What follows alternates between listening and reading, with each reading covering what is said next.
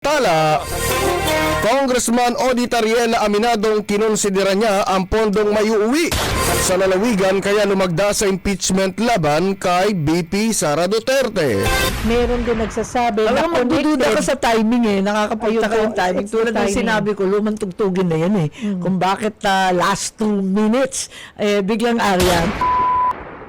Akala ko siguro nitong si Senator Amy Marcos, makakaisa pa siya. Dito sa video na to, papanoorin ho natin ang kanyang pinaka-latest na interview dyan sa True FM. Pero bago ho yan mga kababayan, alam nyo na ho gagawin ha. Isang like at isang subscribe, masaya lang ho tayo dyan. Sa mga gustong sumali sa ating community, yung join button, nandyan lang ho sa baba. Mega love shoutout ho muna tayo. Pasalamatan ho muna natin yung mga kababayan nating napakatindi kong sumuporta sa mga ginagawa nating reaction video. Una sa lahat, maraming salamat ho dito kay Ma'am Jean Official. Ma'am Jean, maraming salamat ho dito sa $50, no? Sobrang na-appreciate ko ito. Maraming salamat ho. Ang sabi ho nitong si Ma'am Jean Official, thank you for your active comments and keeping us informed. PH Update. Walang anuman ma'am. Maraming salamat ho dyan sa $50. Palakpakan ho natin itong si Ma'am Jean Official. Mega love shoutout din ho dito kay Ma'am dito kay Ma'am Mia Doyle. Maraming salamat ho dito sa $20. Mega love shoutout. Maraming salamat ho ha. Maraming salamat ho sa pag-support sa PHP. Mega love shoutout din ho dito kay Sir Jordan ha. Sir Jordan, maraming salamat sa suporta. Talagang napakatindi nitong si Sir Jordan. Mega love shoutout din ho dito kay Sir Jojo Hugo. Sir Jojo, kumusta na po no? Maraming salamat ho sa pagsuporta sa PH Update. Palakpakan ho natin itong si Sir Jojo Hugo. Mega love shoutout din ho dito kay Swiss President. Maraming salamat Swiss President. No? Mega love shoutout. Maraming salamat ho dyan sa inyong pakulay na yan. Mega love shoutout din ho dito kay Joyful Mori. Joyful Mori, maraming salamat ho sa suporta. Sabi ho nito si Joyful Mori, guys, make it viral yung video ni Bangag for the world to see na yung na presidente na sa Pilipinas. Ano na ho yan? Talagang nag-viral na ho yan noong ipinalabas nitong sila Ma'am Maharlika at nitong si Attorney Harry Roque. Yang si Spokes yung video na kung saan talagang sumisinghot pa ho. Yang si Marcos Jr. Mega love shoutout din ho dito kay Ma'am Tesbidia Sedon. Maraming salamat ho sa inyong pakulay. Mega love shoutout ho. Mega love shoutout din ho dito kay Ma'am Jo Tayong. Ma'am Jo, kumusta na ho Ma'am Jo? Maraming salamat ho sa $5 ha. Si Ma'am Jo talagang matindi rin ho kung sumuporta yan si Ma'am Jo. Mega love shoutout din ho dito kay Nurse Kate. Nurse, talagang ganyan, no? Gusto na lang patahimikin ang mga DDS vlogger. Pero dahil nandyan ang mga OFW talagang nakasuporta sa mga DDS vlogger, hindi ho nila basta-basta magagawa yun. Lalo na nandito si Karen Atilio. Maraming salamat, Karen Atilio. Mega love shoutout. Ma'am Nurse Kate. Nurse Kate na lang. Sanay na ako sa Nurse Kate. Maraming salamat ha. Diversionary tactics talaga yung impeachment na yan para malihis ang atensyon ng ating mga kababayan doon sa mga importanteng bagay na dapat pag-usapan. Mega love shoutout din ho dito kay Mr. Lemon Gray. Maraming salamat Sir Lemon Gray ha. Binurgan ang kabulukan ng gobyerno. Thanks. Maraming salamat ho sa lahat ng nagpakulay. Again, pinapakita ho natin to. Hindi ho para ma-pressure yung mga kasama natin dito. Kung ano pa man, no? Isang like at isang subscribe. Naku, masayang-masaya na ho tayo dyan, no? Ito na nga mga kababayan. Ilan lamang ho ito sa napakaraming mga ebidensya na naglabasan. Ngayong mga panahon na to, na kung saan makikita ho ng ating mga kababayan na yung mga pumirma dyan sa impeachment na yan, meron ho talagang kabayaran o meron ho kapalit yung kanilang ginawang pagpirma o meron silang inaasahang kapalit sa ginawa nilang pagpirma. Hindi ho sila pumirma base sa merito ng articles of impeachment. Ika nga. Wala ho doon. Hindi ho sila nagbase doon. Nagbase ho sila kung anong maiuuwi nila sa kanilang mga distrito. Kaya kailangan ho talagang silipin yung impeachment na yan. No? Ito, panoorin nyo ho ito mga kababayan.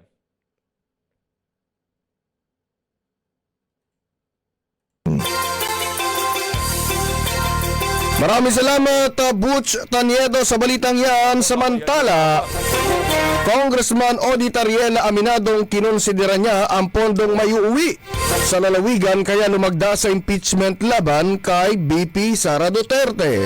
Nako, kinonsidera yung mga maiuuwing. Alam nyo na ho yun mga kababayan. Siyempre panahon ng kampanya, kaya ho itinaon yan sa panahon ng kampanya para yung mga re-electionist na congressman, ipamimigay yan di ba? Meron silang pang-aayuda, meron silang iyayabang sa kanilang mga constituent. Kaya ho talagang itinulak yan ngayong panahon ng eleksyon. Hindi na ho sa susunod. Kasi pag itinawid yan sa 28th Congress, mahihirapan ho sila. Marami hong manunuwag na congressman dyan kasi kakaumpisa pa lang ng termino nila Kahit na hindi sila pumirma, hindi sila matatanggal bilang congressman. Ngayon mga kababayan, halimbawa, sinuwag nila itong si Tamba. At itong si Tamba, alam naman ho yung mama na yan, mahilig gumanti yan. Ang di lang ho ginagantihan nitong si Tambalislos, iyang si Amy Marcos, kahit anong sabihin ni Amy Marcos, di ho siya gumaganti, di ho yung gumaganti si Tamba. No? Kaya sa kabuuan ng planong nakikita natin na to, meron ho talagang partisipasyon yung ali na yan. Kaya wag niyo ho siyang tanggalin sa larawan, ika nga. Isa ho siya sa mga kumukumpas kung anong mga nangyayari ngayon sa ating bansa. No? Kasi pag nagkataon, hindi kayo pumirma dyan at re-electionist kayo, kakausapin ni Tamba yung kalaban niyo. Baka sa kanya niya ibigay yung pondo, di ba? Matatalo kayo dyan, Brad. O anong nangyari ho mga kababayan? Siguro pag-usapan na, nag-usap-usap nila na sila, 150 million yan. Kung pagka hindi kayo pumirma dyan, yari kayo kay Tamba. Wala na kayong pondo, worst case scenario, ibubus pa nitong si Tambaluslos yung magiging kalaban nyo. Kaya karamihan ng mga congressman, pumirma na ho sila. Pero hindi ho dahil sa merito. Kaya wag sabihin nitong si Joel Chua o kung sino mang congressman na malakas ang kaso nila, malakas ang mga article of impeachment. Ika nga yung mga isinampa nila dito kay BP Sara. Wag ho nilang sabihin yon. Kasi karamihan doon sa mga pumirma sila para sa ayuda, para sa pondo, para sa 150 million. Yun ho ang katotohanan doon. At yun nung hindi may tatago nitong si Tambaluslos. Kasi marami na hong congressman ang lumabas na nagsalita na pumirma sila dyan dahil doon sa makukuha nilang ayuda, hindi sa kung ano pa man kadahilanan. Yun ho talagang dahilan. Hindi ho dahil merong linabag itong si VP Sara. Ang dahilan ng kanilang pagpirma, dahil doon sa ayudang makukuha nila. Ito ho ang video na dapat ipag-viral natin. Ito ho yung dapat makita ng ating mga kababayan. Para pagka inumpisahan na yung impeachment trial, malaman ng ating mga kababayan at ma-realize ho nila na linuloko ho tayo nitong mga congressman na to para sa kanilang mga political interest, para sa kanilang mga ayuda, para sa pondong makukuha nila, ibebenta ho nila kahit ang opisyal na binigyan ng pinakamalaking mandato ng sambayan ng Pilipino. 32 million. Kaya ho nilang ibenta ang kaluluwa nila dyan kay Tambaluslos para lang ho sa 150 million. Ganun ho kawalang hiyaya mga congressman na yan. Kaya kung ang iyong congressman ay isa sa pumirma dyan sa impeachment complaint na yan, ipangampanyan nyo ho siya na huwag iboto ng inyong mga kababayan kung nasaan dako man ho kayo ng Pilipinas naroon. Tuloy. Aminadong isa sa kinonsidera ni Congressman Odi Tariela ang pondong maiuuwi at magagamit para sa mga programa nito sa lalawigan. Kaya ito pumirma sa impeachment laban kay Vice President Sara Duterte. Sa Wala na yun pa lang ho Kumbaga, wala na, tapos na Pagka kaya pumirma, isa sa mga kinonsidera yung mga maiuuwing pondo. Di ba? Siyempre, alangan naman ibigay niya lang naman sa mga sa mga constituent niya, di ba? Alangan naman, di ba?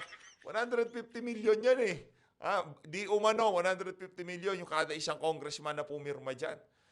Isipin niyo mga kababayan, para lang sa impeachment nitong si Vice President Sara Duterte, gumusta ho ang administrasyon na to ni Marcos Jr. ng, sabihin na lang ho natin 215 na lang yung original na pumirma. Ang pinamagay ho nila mahigit 32 billion pesos. sa pamamagitan ng ayuda o kung akap o kung ano pa man yan. Ganun ho, ha, sa paghabol ho nila, sa pag-question ho nila sa 125 million confidential fund nitong si VP Sara, ang pinamigay ho nilang ayuda o kung ano pa mang form ng pakimkim yan dito sa mga congressman na to, mahigit ha, ito hindi pa ako kasama dito, yung mga pahabol, ika nga, sayang nga naman, di ba, na-impeach na, o pahabol, o bigyan nyo pa kami kahit magkano lang. 32 billion 250 million pesos ang winaldas ng administrasyon na to para sa impeachment ni VP Sara. Kung yung mga kumakalat sa social media na 150 million kada congressman, talagang nangyari yan sa pamamagitan ng ayuda o proyekto o kung ano pa mang pakimkim galing sa mga walang ya dyan sa House of Representatives. Nakuha nyo ho ba? Di ho natin sinasabing meron talaga o kung ano pa man. Yun lang mga kumakalat kagaya nung kay Tio Moreno kagabi, di ba? Yun yung mga nagsisirculate sa social media. 150 million at tumutugma naman ho yan sa mga sinasabi nitong mga congressman na pumirma na meron daw ho talaga silang makukuha. Merong makukuha plus 150 million. Aba, parang nasa tamang direksyon ho ata tayo. Natutumbok ho ata natin kung ano nga ba ang nangyari dyan sa impeachment na yan ni VP Sara dyan sa House of Representatives. Ging panayam ng KRFM Network sa programa nito kahapon, sinabi ng kongresista na pangunahing dahilan kung bakit ito lumagda para sa naturang impeachment ay dahil sa nilalaman ng dokumentong nagsasaad ng reklamo laban kay Duterte. At isa na rin doon ang pagkonsidera sa 22 billion pesos na umano'y congressional budget para sa Occidental Mindoro. Iniisip Nako, grabe naman ho yan. Nakakayaw itong mga congressman na to. lamang daw nito ang kapakanan ng mga kababayan kaya ito lumagda. Posible rin kasi umanong maglahong parang bula ang nasabing pondo kung tututol siya sa impeachment. Normal lamang din daw na lumagda siya bilang pagsang-ayon sa desisyon ng mayorya at suportahan ang hangarin ng partido na mapanagot si Duterte. Maliwanag pa ho sa sikat ng araw. Nakuha ko na yung punto ni Sir. Maliwanag pa ho sa sikat ng araw, hindi ho nagdesisyon yung mga pumirma sa impeachment base sa merito ng articles of impeachment o yung mga ibinibintang nila kay VP Sara. Nagdesisyon ho sila base doon sa kung anong makukuha nilang perks pagka lumagda sila diyan sa impeachment na yan. Nakakahiya ho kayo. Binenta nyo ang 32 million para lamang sa ayuda na makukuha ninyo. Yeah. Ngayon nagpapaliwanag kayo. Pinapaliwanag nyo sa mga constituent nyo dahil alam nyo malakas si VP Sara sa mga lugar nyo. Kaya nagpapaliwanag kayo. Sinasabi nyo, kina-counter nyo yung galit ng mga constituent nyo sa mga ayudang makukuha nyo. Naku, malabo po yan. Sa lahat ng mga congressman, halimbawa dito sa Region 3, yung kalaban ng anak ni Dong Gonzales, huwag nyo hong iboto yan. Huwag nyo iboto yung anak ni Dong Gonzales, iboto nyo ho yung kalaban ng anak ni Dong Gonzales. Ayun hong iboto nyo. Kasi yung si Dong Gonzales, isa uya sa mga promotor sa mga kabalbalan dyan sa House of Representatives. Kaya dapat ang iboto nyo yung kalaban ng kanyang anak. Tapos na ho yung termino ng ano niya. Di ho tayo nakikaalam sa local politics as much as possible. National lang ho talaga. Pero dito sa isa na to, lahat ng congressman, huwag nyo hong iboto basta pumirma dyan sa impeachment na yan. Rekta ho tayo dito kay Senator Amy Marcos Manggagamit. Game. October, November pa po kami nag-start. Kaya lang, bukas, simula na po ng national elections. Wala na. Abay, kasado na ba ang plano for the Wala, campaign ang period? gulo-gulo pa. Ang gulo-gulo pa. Wala, gulo-gulo pa. Ikaw pa ba? Ang aga-aga pa lang, nangangampanya ka na. Dami mo na nga poster. Naka-1 billion ka na nga sa ano mo nagasta sa kampanya mo, tapos di ka pa nag-uumpisa. Kumusta na lang pag nag-umpisa ka pa? Ito talagang ali na to. Oo, kaaga-aga, pinapaandar mo na naman ang makina ko. Pa namin. Kasi nga ako, pinili ko na maging independent. Oo kasi nga nga, po. importante para sa akin na malayang makapagsalita at sabihin yung bagay-bagay na para sa akin hindi naman angkop sa ating lipunan, hindi makakatulong sa ating mamamayan. Kaya yun, Bakit di mo sinasabi? Alimbawa na lang yung kulang-kulang na bycam, nakita mo na pala, nagparinig ka lang. Hindi mo kami linabasan ng ebidensya. Pero sinendan pala kayo ng soft copy ng BICAM report. Kung hindi pa lalabas itong si Attorney Vic, kung Ungab at itong si Tatay Diggs, hindi mo pa kami, hindi pa namin malalaman. Kala ko bang malayang makakapagsalita? Budulan na naman, ganon. Anak naman to. Nasyonalista po akong tatakbo, may partido ako, pinili ako ng alyansa ng administrasyon, nagpapasalamat Aha. ako. Alyansa Pero para sa yun Bagong nga, Pilipinas. naintindihan naman ng kapatid ko, alam na niya ugali ko talaga pag hindi ako sang-ayon, medyo makulit ako Manang nga yan naman talaga ang papel ng manang, miski sa Kalasyaw, sa inyo, alam Apo, na ninyo Kalasyaw, yan. Pangasinan. Manang ka ba? Ayan, Pinakapanganay ka ba? Pangalawa po ako sa panganay. Ayun. Pero yung Masantos eldest niyo, kapusan. lalaki, babae? Babae. Oh, makulit ba? Medyo na. kailangan pong sasabihin. I mean, she speaks her mind. Oh, ayun Oo. na. Kaya nga, sabi ko, hayaan na ninyo. Ugali ko na to. Miski nung buhay yung tatay ko. At ako talaga nagsasabi. At pinapaalam ko lang. Tatay na naman, tatay. Kaya gusto ko kaya, bida kayo ng bida kahit wala na Nakananto ko yung buhay ngang si Tatay Digong, isang sabi lang namin, nagagalit kayo. Tatay kayo ng tatay, wala na yung tatay nyo, tatay pa rin. Nakananto ko ang tatay Naman, yan. hindi naman Tatay nakikipag-away. It Pero, should be, I mean, that's the healthy Oy, tatay. ayun na nga. relationship. Sino pa Ganun ang magsasabi healthy ng totoo Correct. kundi yung manang mo? Si Manang. Ayan, kami rin. Sasabi ng totoo. Ba't di mo sabihin? Totoo, dapat, BBM, alam ko, nagbabangag ka. O sasabihin mo yung totoo, di ba? Ganun lang yun. Magparehab ka. Sobra ka na sa pulburon. Yun ang manang na nagsasabi ng totoo. Pero yung manang na manggagamit, sinasabi yan sa social media.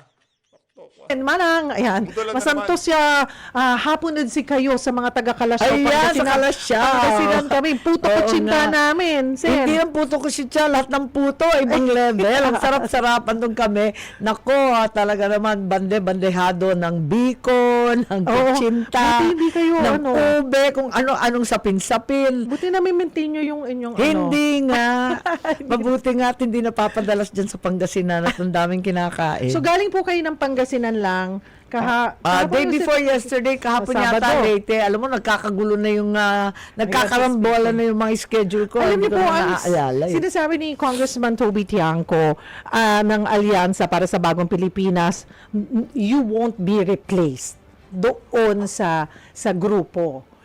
Tomorrow po, ang kick-off Yeah, Hindi daw siya mare-replace. Talagang hindi yan mare-replace. Anak ng toko, yan pa ba ipire-replace?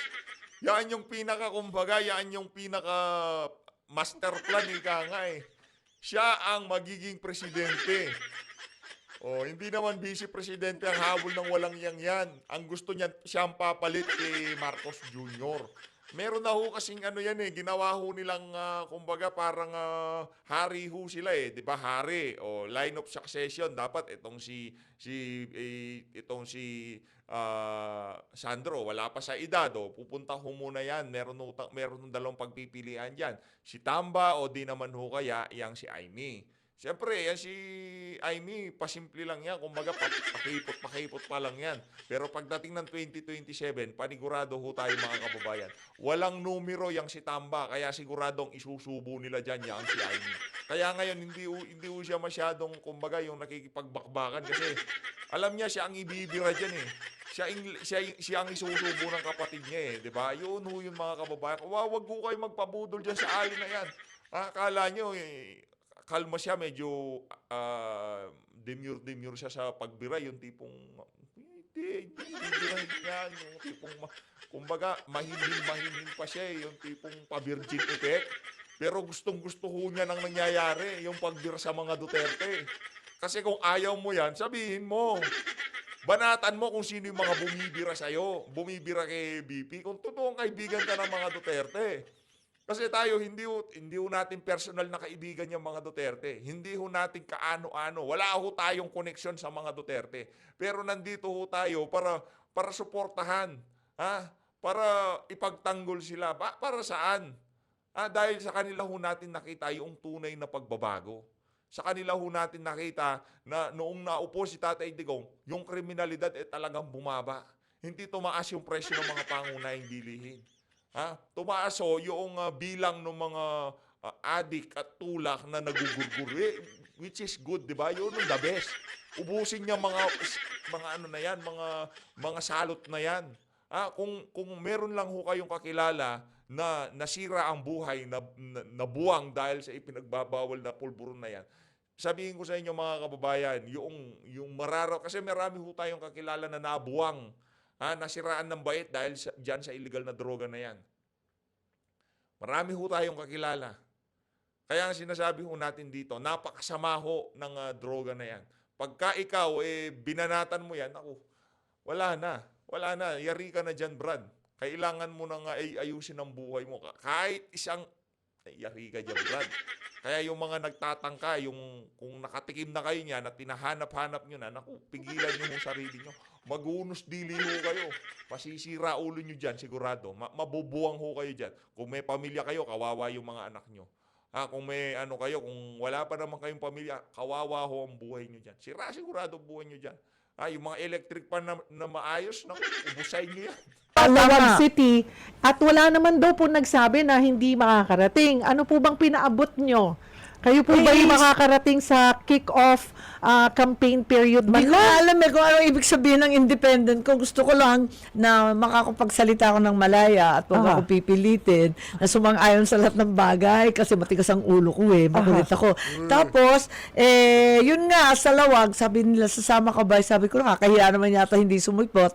Yung anak ko na gobernador, nagtatampo. Sabi, pag hindi ka sumipot, kakahiya tayo. Mag-welcome man tayo ng tao. Tignan natin. Sabi ko, kayang-kaya mo na, ikaw na yung gobernador. Magre-represent sa Kaya inyo. ikaw na, ayun. But you're Tignan considering to be there. Yes, kasi nahihiya naman ako. Tsaka matagal na akong di nauwi. Gusto kong uwi. Opo. At saka, the way I understand po dito sa Alyansa para sa Bagong Pilipinas, yes, you're part of the 12, pero walang hindi control. Parang, kung ano ang Shoutout pala sa third floor studio 100,000 subscriber na sila. Mega love shoutout third floor Congratulations dito kay Madam Pamela, dito kay Sir Marlon. Mega love shoutout talaga. Partida hindi po ho ganun ka-active yan. Paano na lang pag naging active pa, di ba?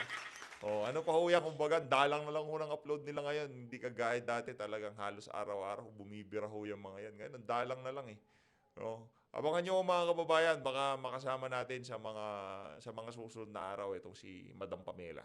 tayo nyo sa certain issues, walang pinagbabawal.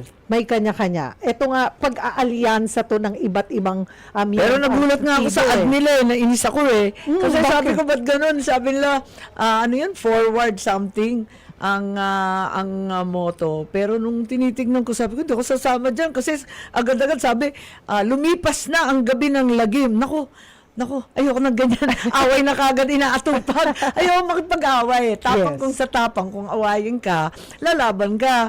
Pero yung mauuna ka na makikipag-away, parang hindi ko type yun. Dahil na natin problema. Okay, puntahan po natin yung mga platforms po ninyo.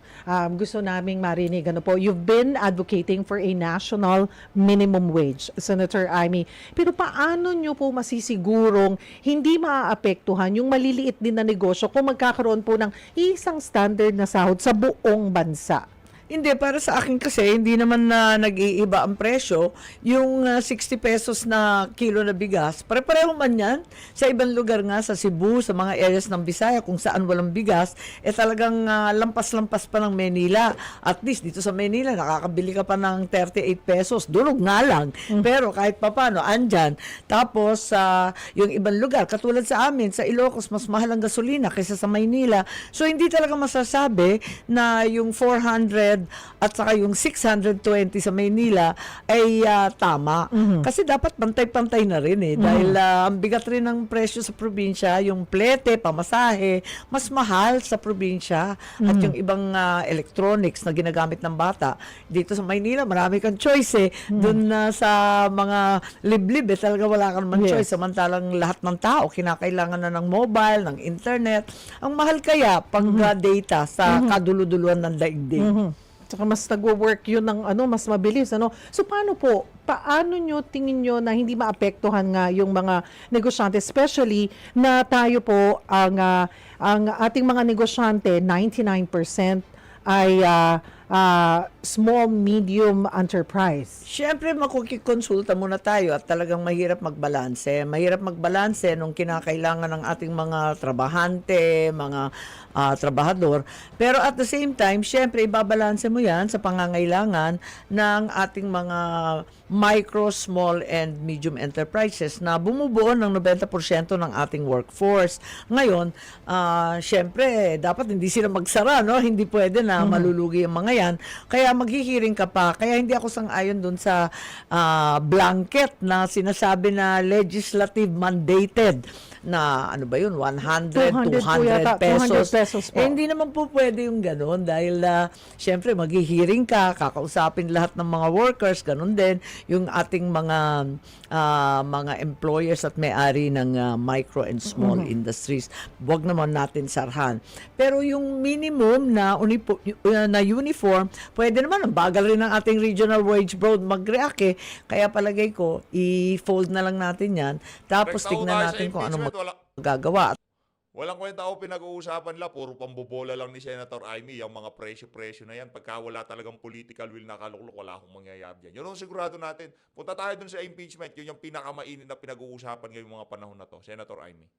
Ito, dito Tuhan tayo kami sa ni pangalawang Senator bahagi. Amy dito po sa mga plano nga sa campaign period, at sabi nga po niya nananatili siyang independent but grateful na isinama siya sa Alyansa para sa Bagong Pilipinas. And sabi po ni Congressman Toby Tiangco that she won't be replaced. So hihintayin natin kung makukumpleto ang 12 bukas sa Lawag City sa kick-off campaign. Pero uwi na ako Talagang Yeah. gusto ko umuwi. Hindi na ako nakaka-uwi sa Lawag eh. Sa sobrang busy. Baka magtampo sa yung mga Tagalawag pag wala ka Kaya doon. nga, sabi nga ng, definitely nagtatampo yung gob ko. Si Governor Matthew. Hi, Ayun. Governor Matt.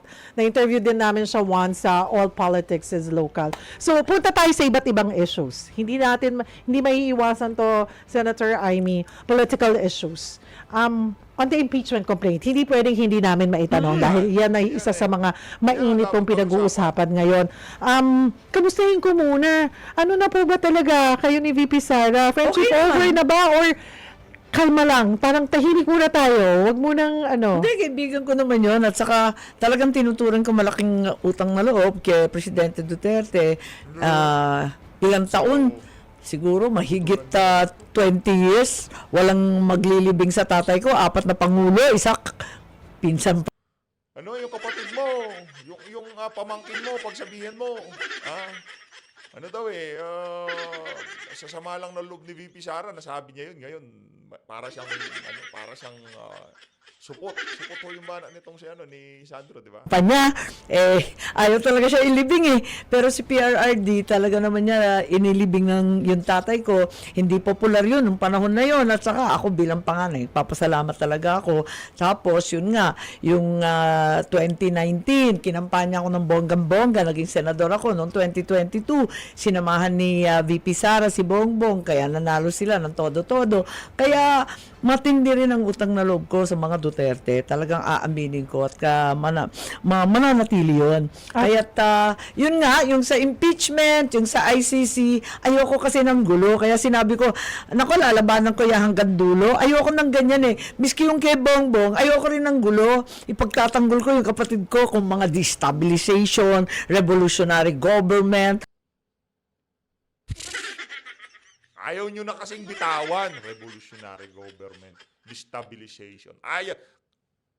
Paano? Amy Marcos?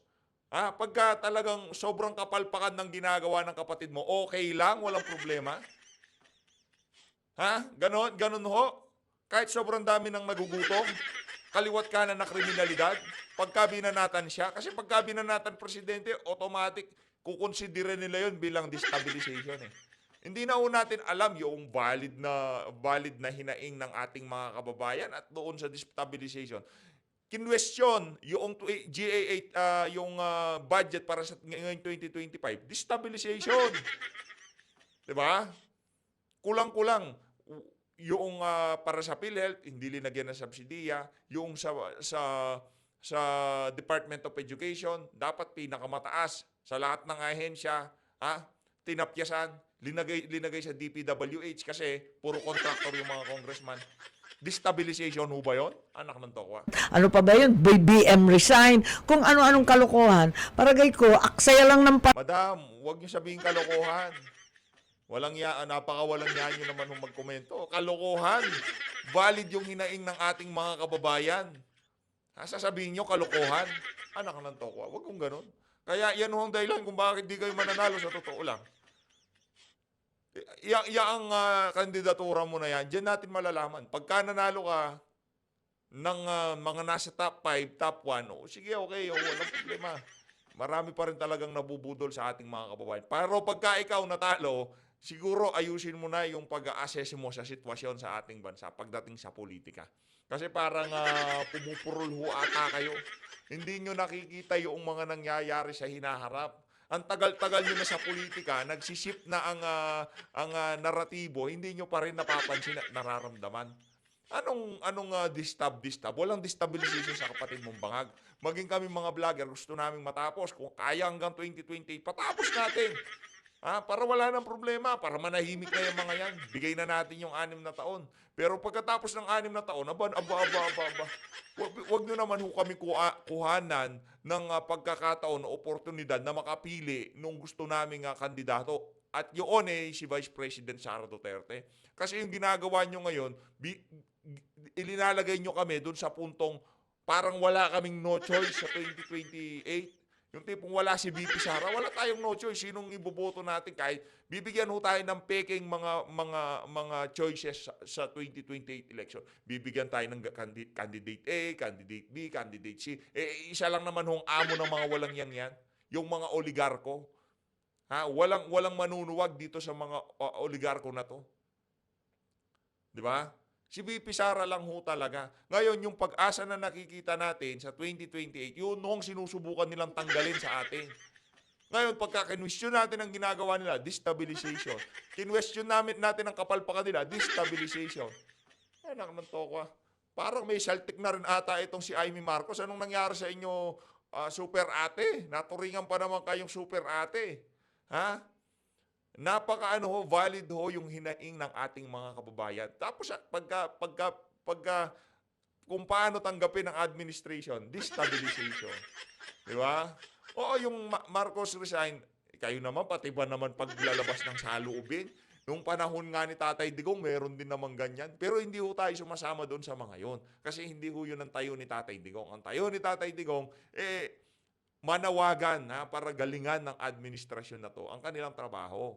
Yun ho kay Tatay Digong. Ngayon, pagka umabot sa sukdulan at lumabas na yung mga AFP, PNP, tao sa karsada, at nanawagan na alis ka na dyan, yun ho talaga yun. Wala ho tayong magagawa dun. Sambayan ng Pilipino na yun, ika nga. panahon yan at pera. Madatong yan Pagkatapos, mauubos ang lahat ng atensyon natin, hindi na tutumbukin yung presyo ng bigas, yung 60 kada kilo, makatarungan ba yan? Madadagdagan ba yan yung trabaho para sa ating mga kabataan? Abay, walang silbi yan. Dapat mag-I-me solution tayo sa tunay na problema. With this, yung pong impeachment, ang sinasabi sa June na po yan. Pero sa tingin nyo po, ay ano ba to, usaping political na lang, napopolitika na lang po? Wala, palagay ko, ang June talaga kami magtatagpo ulit at nagtataka rin ako, bakit naman pinadala sa aming gabing-gabi ng kahuli-hulihang araw ng sesyon. Samantalang pinag-uusapan na nila yung impeachment noong October 2023 pa. Tagal na yan di ba? Mainit na yung usapin na yan. Tapos final nila sa Kongreso 2 months ago, di obviously hindi siya urgent. So hindi karapat-dapat magkaroon ng special session tulad ng sinabi ni SP Cheese Escudero. Bakit mag-urgent ngayon? Hindi naman urgent. 2023 pa yan nakatenga. 2 buwan niyang iniintay. Huling-huling gabi. Tsaka lang padala. Di June na. Sa June na lang tayo magkita-kita. May mga nakakausap po ako na kinoconnect itong impeachment dito din po sa issue ng budget insertions. May iba sinasabi para matabunan ng budget insertions na issue, eto, ipinush ang impeachment. Meron din nagsasabi na Alam mo, magdududa ka connected. sa timing Nakakapagtaka Ayun po, yung timing. it's the Tulad ng timing. sinabi ko, lumang tugtugin na yan Kung bakit last 2 minutes, biglang ariyan. Pero okay lang, ang impeachment is a fundamentally political procedure. It's not simply legal. Impeachment, politically. Huwag mo nga kaming bulahin. Pinupuno nga lang namin yung yung kapatid mo, destabilization. Pero pagka impeachment, talagang binibigyan mo ng katuwiran. Kahit kitang-kita naman, kakapaliwanag ko lang. Di ka kasi nakikinig Nakatanga ka lang dyan. Makinig ka kasi sa mga sinasabi ko. Yung mga pumirma sa impeachment, wala silang pakialam doon sa merito ng complaint, doon sa article of impeachment. Wala silang pakialam. Ayuda yung kanilang. Dapat doon pa lang pag-aralan na ng Supreme Court kung anong ITTRO yan Anak ng tokwa. Di ka man lamang kumonsulta sa iyong mga nasasakupan kung pabor sila na ma-impeach si VP Sara. Dire-diretso ka lang pumirma. Nagpatiuna ka na tipong 150 million to. Sige na, pamigay ko to sa mga mga constituent ko. Re-electionist pa naman ako. Effort. So, ayun, kailangan na isipin siguro natin ano talaga ang makakabuti sa ating bansa. May eleksyon na, meron pang impeachment, labis-labis na pamumulitika. Politiko ako pero nahihiya na ako sa sarili namin. Dapat talagang balikan namin yung sinumpaan naming tungkulin na sasagutin yung tunay na problema ng bansa. Kanina po na-mention nyo yung budget kasi na bulok na budget and then the timing.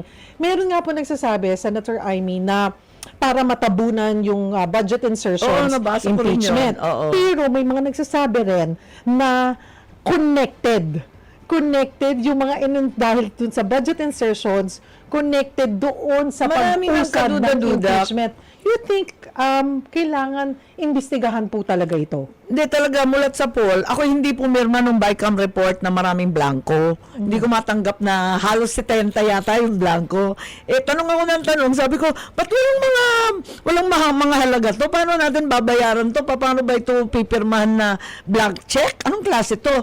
Tapos sabi na, hindi pa handa. Pero mag-BICAM na kayo bukas. Sabi ko, kung photo op yan, di ako pupunta. Tatakot ako, mapilitan pa ako pumirma dyan. Di ko naman maintindihan.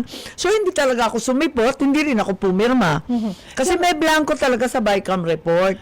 At nagugulat ako yung mga pinag-usapan namin, katulad yung karagdagang ospital, yung bibigyan ng pondo, yung malalayong lugar na kawawang-kawawa na talaga yung mga ospital.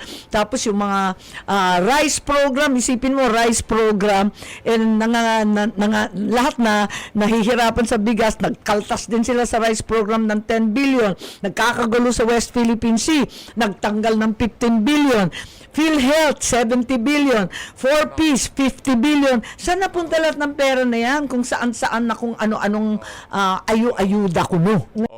Sabi Pero pagka pinuna namin, destabilization. Ganon, destabilization. Kasi yung mga magsasalita dyan, siyempre talagang babanatan si Marcos Jr. At ang tugon ng administrasyon doon, destabilization. Doon ho tayo nalalabuan. Binabanatan nyo, pag kayo bumanat, okay lang. Valid yung inyong mga hinaing, ganon. Pero pagka kaming ordinaryong Pilipino, yung mga kababayan natin sa karsada ang nanawagan ng accountability dyan sa mga pondong winawaldas na yan sa administrasyon ng iyong kapatid, sinasabi, destabilization, madam naman. Huwag mong ganon. niyo pong Labot blanco nyo. doon sa mga nakalipas Kayo. na lipas na taon bilang yung senador. May mga nakikita rin ba kayong mga blanco? Never yata nagkaroon ng blanco. Imposibleng blanco. Kasi kahit ang dami-dami niyan, hindi mo naman kayang basahin one by one.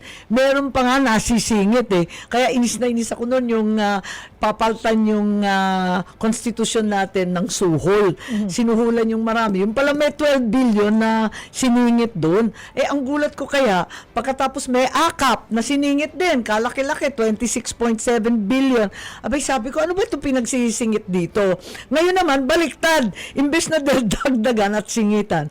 Ngayon naman, nagbablanko. Ano ba naman to? Ano bang ginagawa sa budget natin?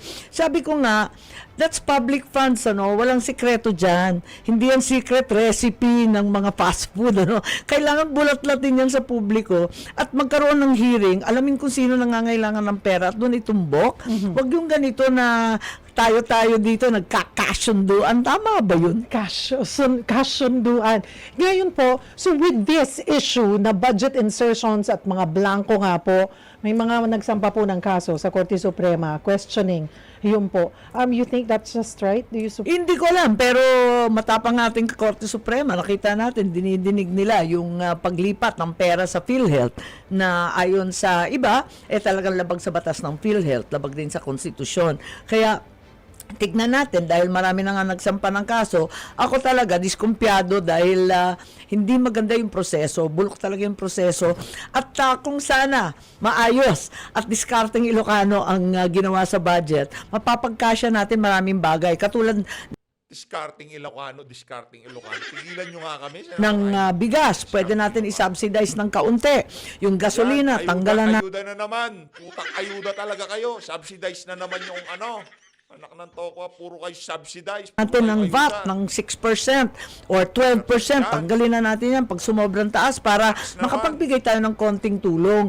Dati may oil price stabilization fund, yun ang ginagawa. Ngayon wala tayong pera, paano linulus tayo sa kung ano-ano. Ang laking tulong sana nun if we could help people by budgeting properly and wisely. isa sa mga kontrobersyal ang AKAP. Kanina na-mention nyo na po. May ilang sektor na nagsasabing ginagamit na nga po ito ang AKAP Financial Aid Program bilang vote buying mechanism bago ang eleksyon. I was able to interview also the Mayor Benjamin Magalong. And we talked about the 777. Maliit pa nga daw yung 777. Meron Wala pa daw naging 25. Wala na, 30. 30 na ba? Tumaas na ba? Pag nag-host ka daw, Yun. oo, So, may balita. Maski yung mga pumirma daw ng impeachment complaint, ang daming marites eh. Yun po ang sinasabi. So, kung ganito po ang naririnig ng taong bayan, nakakadismaya. Talagang Na nangyayari nakakadismaya. Ang po ito. hirap-hirap ng buhay, taas-taas ng presyo. Pagkatapos makakarinig ka ng bilyon-bilyon na tinatapon. Ngayon, hindi ako tutol sa ayuda. Kung tulungan ng tao, lalo na ng panahon ng COVID, talagang gustong-gusto ko. Kaya lang, hindi naman parating ayuda forever. Wag naman tayo Yes. pumayag ng ganon. At saka higit sa lahat, dapat may alituntunin. Kung may namatay, ayun, syempre may funeral expense. Kapag nasalanta ng bagyo, tutulungan mo yung biktima ng disaster. Kapag nagkasak O yan, puro ayuda rin ho nasa utak nitong ali na to. Ayun na nga mga kababayan. Maraming salamat ho sa pagsuporta sa PH Update. Wala ho tayong magagawa. Yan ho talaga yung kalidad ng mga leader na meron tayo ngayong mga panahon na to. Puro ayuda na lang ho talaga. Sa mga nag-share, nag-like ng video na to, maraming salamat po. Kung hindi nyo pa napanood tong video na to, click nyo lang. At sa mga nagpakulay, mabuhay ho kayo lahat. Maraming salamat mga kababayan. Mahalin natin ang Pilipinas. Congratulations sa lahat ng ngayon, mga kandidato natin na nag-umpisa ng kampanya. Talagang na ho ito, kumbaga bakbakan na ito. Maraming salamat mga kababayan.